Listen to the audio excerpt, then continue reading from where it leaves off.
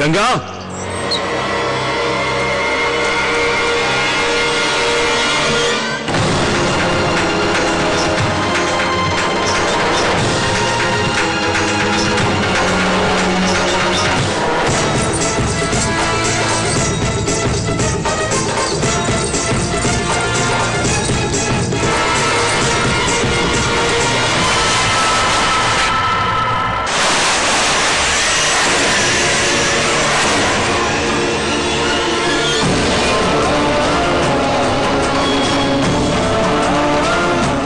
మహారాణి మనకు మహారాణి ఇప్పుడు ఇక ఈ పెళ్లి తంతు నా అనుభవంలో నాకు తెలిసింది విరిగిన గాజు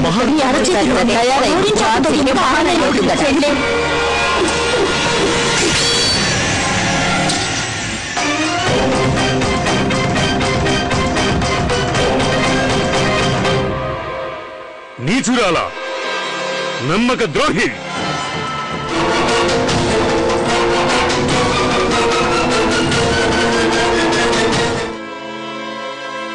తను ఈ పని ఎందుకు చేసిందో తెలియాలి.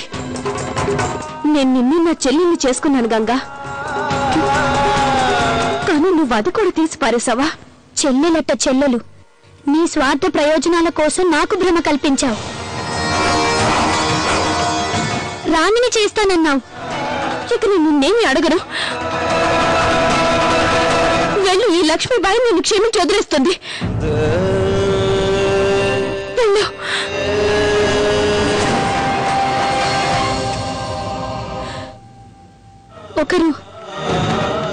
ఒకరు అధికారం మీద అంతులేని ఆశ చూపించారు.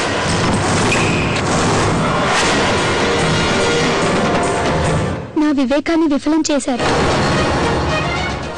నన్ను ఎంతగా బెదిరించారంటే, నీ మా అమ్మ ప్రస్తుతం మా దగ్గర బందీగా ఉంది.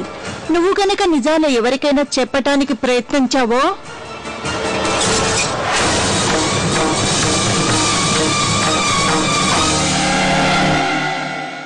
నిన్నలా బెదిరించిన వారెవరు? అది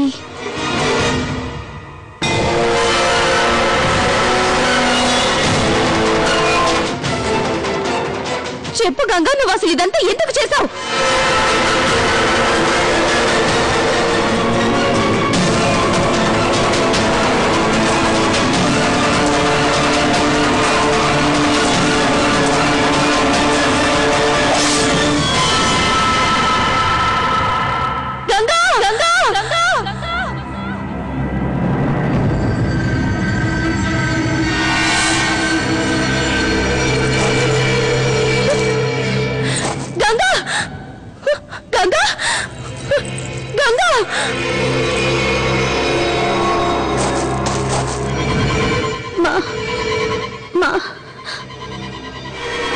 ఏమైంది పెద్దమ్మకి? చెప్పు గంగా, గంగా, గంగా చెప్పు.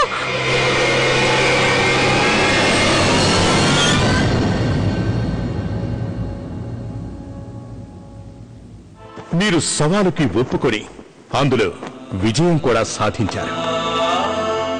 నిజంగానే తమరొక అద్భుతమైన సైన్యాన్ని సిద్ధం చేశారు.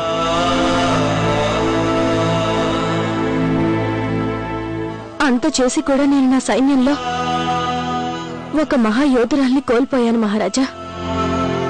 సాహసంలో స్వార్థానికి తావులేదు. యోధురాలు సదా యోధురాలే. ఇక ఎలాంటి వారైనా విధిని తప్పించుకోలేరు మహారాణి.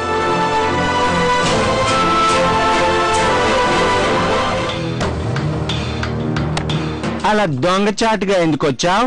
ఎందుకంటే నేను ఇక్కడికి అన్అఫీషియల్ గా వచ్చాను. Is it serious? మనిద్దరికి ఒక్కతే శత్రు ఆ లక్ష్మీబాయి. నాకు అవకాశం వస్తే దాని గొంతు నేను చంపేస్తాను, నేనే చంపేస్తాను. దాట్స్ వై ఎగ్జాక్ట్లీ నేను ఇక్కడికి వచ్చాను. నేను పథకంతో వచ్చాను. ఏం పథకం?